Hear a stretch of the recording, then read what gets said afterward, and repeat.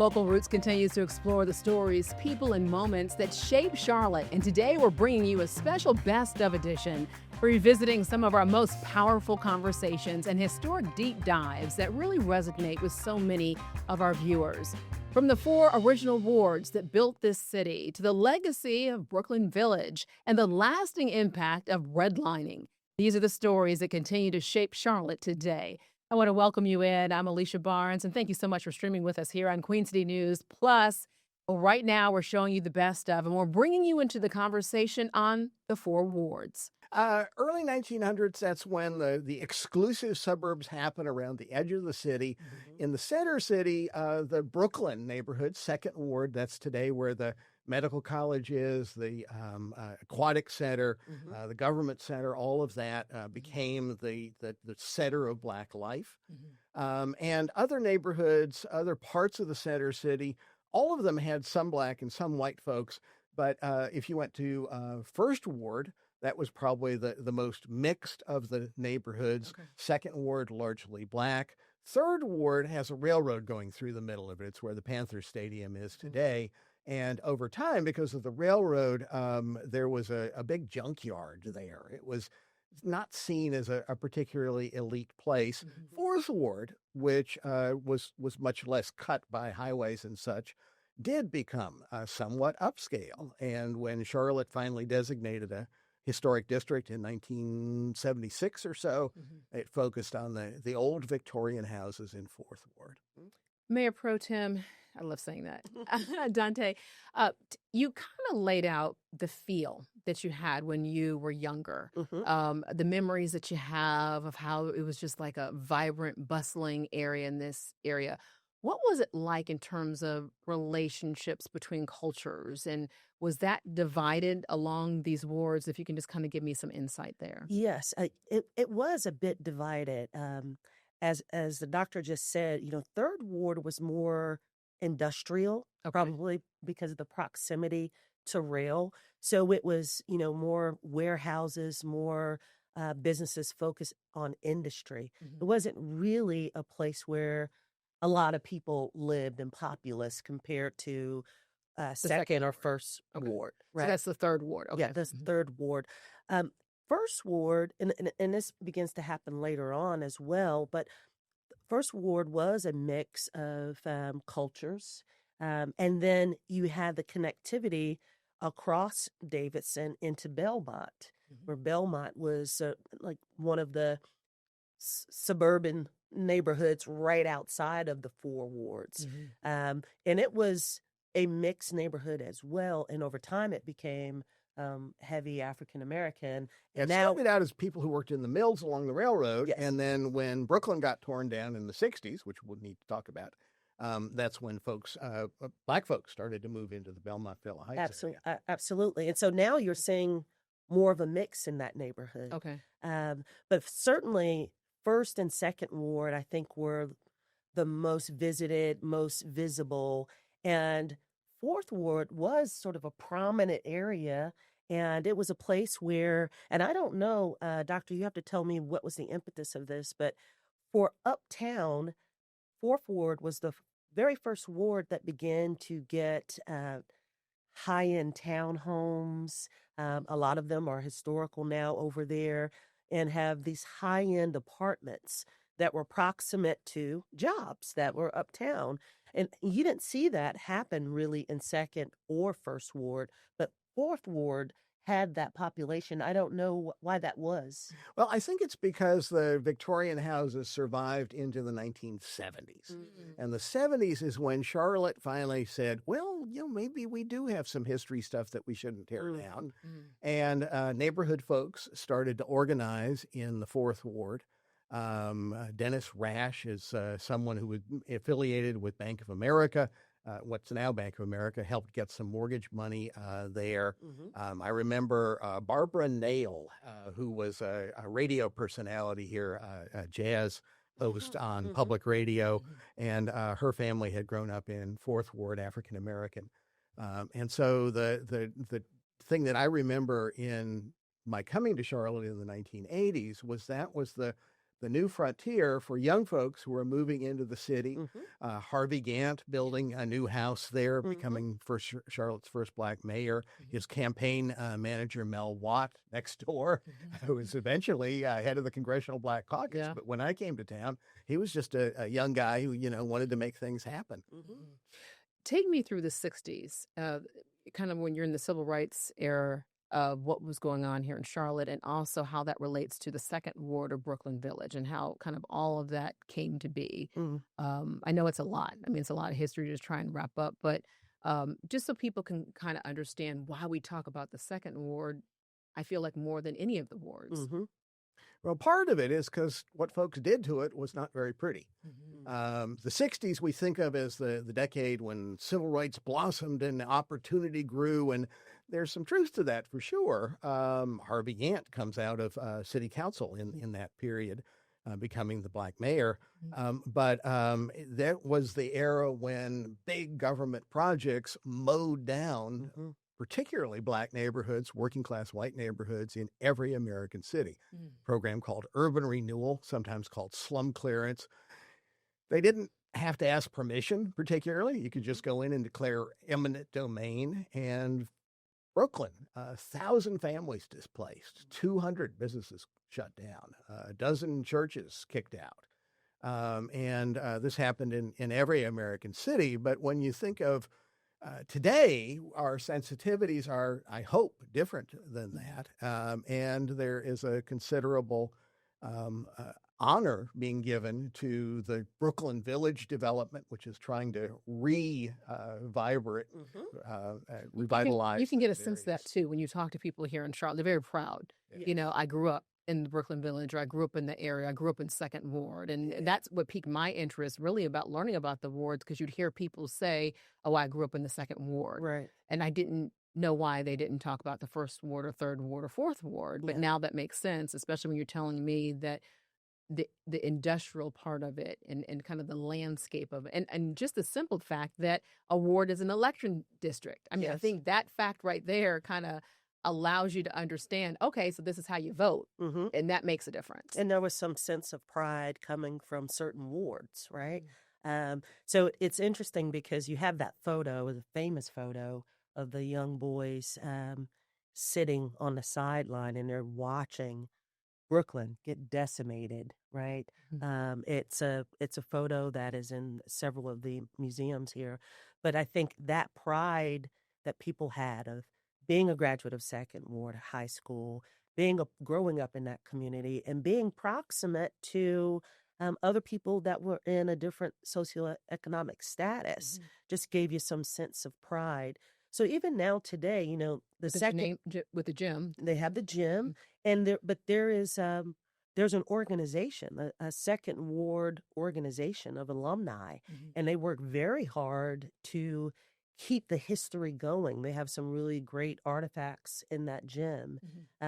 So it's definitely something I think that people work hard and really lean into. Even our new medical center, the Pearl, has an homage to Second Ward inside of the building with photos and some history there. So there's definitely some leaning in to support the history of that area. But Doctor, you said a really good, interesting thing about when the streetcars came, and then you had, of course, these neighborhoods that are all in my district, by the way. So Plaza Midwood and Dilworth, and they have these covenants in their deeds. But Dilworth is actually our very first, if you think about it, as our very first carless community. Streetcar suburb. Because the streetcar was the way that people got around, public transportation. So many of the beautiful homes in the Dilworth community do not have driveways at all. But it goes back to that history of it was the streetcar suburb. It was a public transportation neighborhood. So there was no real need for the driveways. That makes so much sense. Yeah. Before highways and redevelopment reshaped Uptown, Brooklyn Village was one of Charlotte's most vibrant African-American communities, filled with thriving Black-owned businesses, churches, and families, building opportunity, But that community was ultimately dismantled during urban renewal. So, in this Best of Local Roots episode right now, we want to take you into the conversation on the Brooklyn Village. There are a lot of forgotten neighborhoods, and I really want to talk about, we hear so much about the Brooklyn Village, the Brooklyn neighborhood. First, tell us, what is it called? What is it referred to? What do people need to know about the area? Well, I believe Brooklyn Village is the newer rendition that is looking to be developed, and that's an entirely different show in itself. Mm-hmm. But Brooklyn is what was. Brooklyn is the beautiful buildings that we see on the screen. Brooklyn was an entire community that was the epicenter of commerce in Black Charlotte. So that was the epicenter of community. You know, one of the larger gathering thing or spaces was the Queen City Classic, where Second Ward would play West Charlotte. Mm-hmm. House of Prayer having convocation, tens of thousands of people amassing to, again, just gather in this space that was a city within a city. What time period are we talking? Like what years? The Brooklyn thing starts in the 1890s. Okay. That's a time when segregation is getting really ugly in the South, in Charlotte. And African Americans are barred from living in most of the new suburbs. And so a city within a city in the center of town, that's what we're going to go for. And at that point, Brooklyn, New York was coming into New York City as a borough, kind of a city within a city. So they picked that proud name.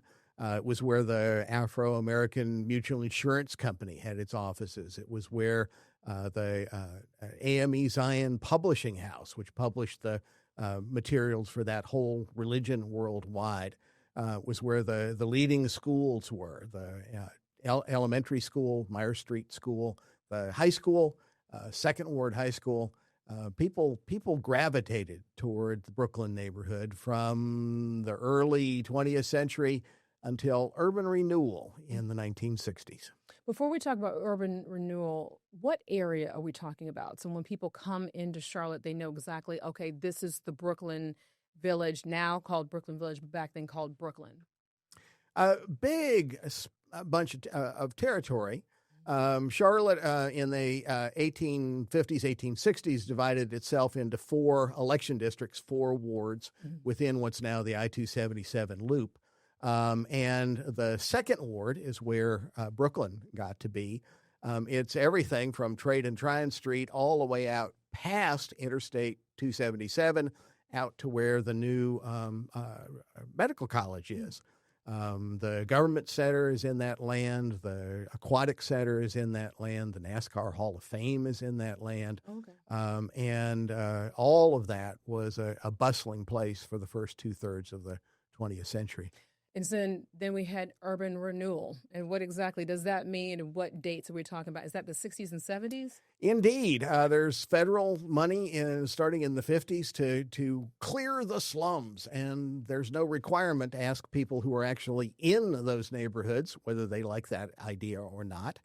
And Brooklyn all demolished, 1,000 families displaced, 200 businesses closed, most never reopened. Dozen churches kicked out. It is a wrenching piece of history here in Charlotte, but actually the same thing happened in every American city, and we're in some ways still trying to recover from that. Winston, kind of take me through your lens. What did you learn? What did you learn about this area? What are the stories that you want people to be able to know here who aren't from Charlotte? Well, more than anything, the main thoroughfare, I believe, was McDowell Street, right? And it's really a conversation of what was lost. With urban renewal, what does it do to a Black family that owned a home on the corner of McDowell and Trade, or McDowell and, at the time, 2nd Street? What does that mean? What do you mean when you say the wealth component? Now that you've been displaced from this property you own and moved elsewhere, what is the injury gap? What is the value lost in what could have been nurtured and grown, and with your wealth value rising, and what was lost in being forced to move from that area? There's so much focus on Brooklyn. Are there other neighborhoods in that area that you feel like are forgotten or people need to know about? Well, the Brooklyn neighborhood was the largest one that was demolished with urban renewal. Okay. Parts of what's now South End were demolished. An entire neighborhood known as Greenville up on Statesville Road, Oaklawn Avenue, near where Camp North End is today, that was demolished as well. And what Winston's saying is this intergenerational wealth, the ability to pass down your family's house, your family's business. People got a little token payment through eminent domain, but basically it creates a wealth gap, which is still with us today. What do you think people need to know? You know, as you're driving through the area, when you explain the second ward, I immediately knew what you're talking about. When you say the NASCAR Hall of Fame and you look around, you see these buildings here. What's kind of the takeaway as people move into the city that they should just know about the history? Well, I'm glad to hear, to see that the name of Stonewall Street, which goes through that area, named for Stonewall Jackson, the Confederate general, Mayor Vi Lyles and a group of citizens changed that name to Brooklyn Village recently. The folks at the county are working with a number of developers to redevelop about 6 blocks of that area that is largely still vacant from that demolition in the 1960s. Oh, wow. That's where the Brooklyn Village name comes from. And so it's a place where, if you look back, there was some powerful history, and there is history to be made today.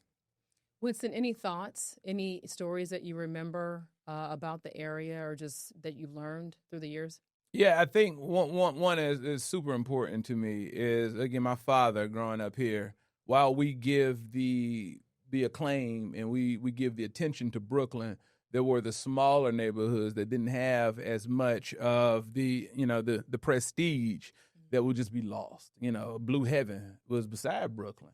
That's a neighborhood where my father put it. That's where you go hang out.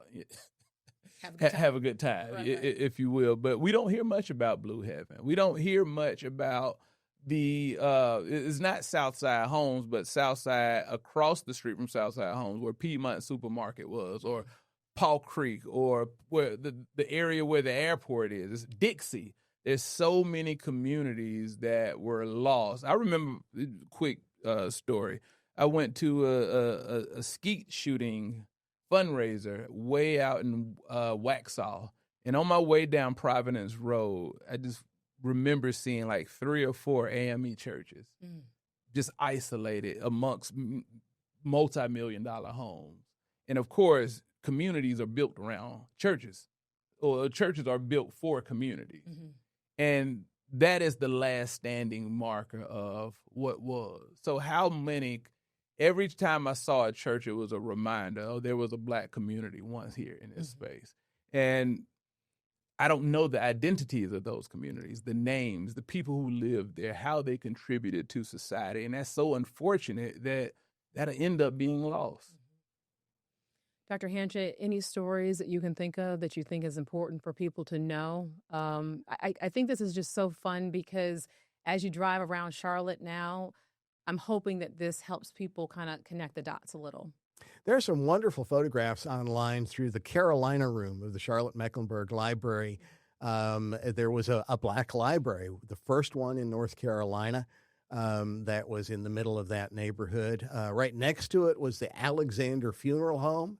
And if you know Charlotte history, that name should ring a bell. Zach Alexander started that around the turn of the last century. His sons carried it on. One of his sons, Fred Alexander, was the first African-American on city council in the 20th century. His grandson, Kelly Alexander Jr., just passed away recently, still running the Alexander Funeral Home, not on the original site. But in his latter decades, he was our representative in Raleigh. So lots of local history, lots of local fellowship and camaraderie, but also impact far away from Charlotte. The Alexander family, Kelly Alexander Sr., the statewide president of the NAACP for decades. Charlotte's history is also written in policies that shaped opportunity. Redlining once determined where families could live, where they could buy homes and build wealth. In this powerful conversation that you're about to hear, we're going to listen to a Charlotte resident who openly acknowledges that those policies help create generational wealth for her family. It's an honest look at how the past contributes into the future. Take a listen. You've spoken about your family and how you have benefited from redlining in your family, but you've also really spoken about that a lot of people don't want to talk about this. Yeah. Explain that. Explain to me your personal story. Yeah, I mean it's uncomfortable, right? So my mom and my dad both grew up about a mile and a half from each other. Both attended Myers Park High School, as I mentioned. And there, when we sold my grandmother's house in 1980, there was a significant amount of wealth created from that sale. They were not wealthy people. My grandfather was a pawn shop manager on Tryon. But there was wealth because it was a redlined area and they made a lot of money on the sale of the house. So in all honesty, like my siblings, my cousins, there was no acknowledgement of this. And then what we were able to use that money for, right? My grandmother lived until 98 very comfortably. Why is that, right? Because of these federal policies that we benefited from because we are white. Because of it being uncomfortable or people not wanting to be able to kind of own it. Is that kind of what it is? Yeah. I mean, at Thanksgiving dinner, at Christmas dinner, it's just not talked about? Never. Nope, nobody, don't bring it up. It's like politics. That's just Amy being Amy. Yeah. Dr. Hanshin, any thoughts? Just to add in, because this is Amy's family. There's a lot of families that are like Amy's family who were able to benefit from generational wealth, who don't discuss it at all. It's not a topic of conversation, and that's why we're having this show right here. To hopefully this makes you feel a little bit more comfortable talking about it and knowing the history behind it. If you don't know the history behind it, and your family has enough money to help you buy a house if you're a young person, and your friend's family doesn't have that money, one reaction is, well, my family is harder working than those people. And there's a lot of those people kind of stuff going on in our society. What Amy's work as a policy consultant, my work as a historian, is to help understand the disparities are not human often. They are these things that have been built into our laws, even if the laws were a long time ago. The urban renewal is a thing we can talk about in another segment, but that was a federal policy to tear down slums. What were slums? Slums were owned by absentee landlords. Why? Because Black people often could not get a mortgage to own their own home. And so the demolition of a neighborhood like Brooklyn here in Charlotte, zoning, the idea that zoning would protect exclusive neighborhoods, only single-family houses, that was kind of a new weird thing in the 20th century. And so understanding these pieces, to me, lessens the tendency towards shame and more towards understanding, that the coach just put us into this game. Game's been going on for a while. We need to have our strategy cooking based on what really happened getting us up. Yeah. I mean, we're on third base, right? At the start of the game. And I think building that awareness is critical for us developing policies that serve all of us going forward. Explain that a little bit more so people can understand, because I was going to bridge right to that to say it's all about awareness. Yeah. It's one, knowing the information, but two, saying, hey, what do we need to do now? Yeah. And what needs to happen? Acknowledging that policies have a dramatic impact on outcomes, right? A lot of people think like, oh, I'm successful because I work hard, because, my parents made good choices. I made good choices. And it's well beyond that. Yeah. It doesn't mean you didn't make good choices. Yes, you did. Doesn't mean my dad didn't work hard. Yes, he did. A thing that comes up every once in a while, Charlotte has a hybrid of district representation and at-large representation. Why do we have this? We end up with all these fights between the various neighborhoods. That's important. We need to have the voices of various neighborhoods because various neighborhoods were shaped differently by this history. And if we only had at-large representation, we would have much less debate and disagreement, and we would be much less reflective of who we really are. Charlotte continues to grow and evolve, but understanding our history helps us move forward with clarity and purpose. So thanks for joining us for this Best of Local Roots on Queen City News Plus. I'm Alicia Barnes, and we're going to see you next time as we continue exploring the history and stories that make Charlotte right here in the Queen City.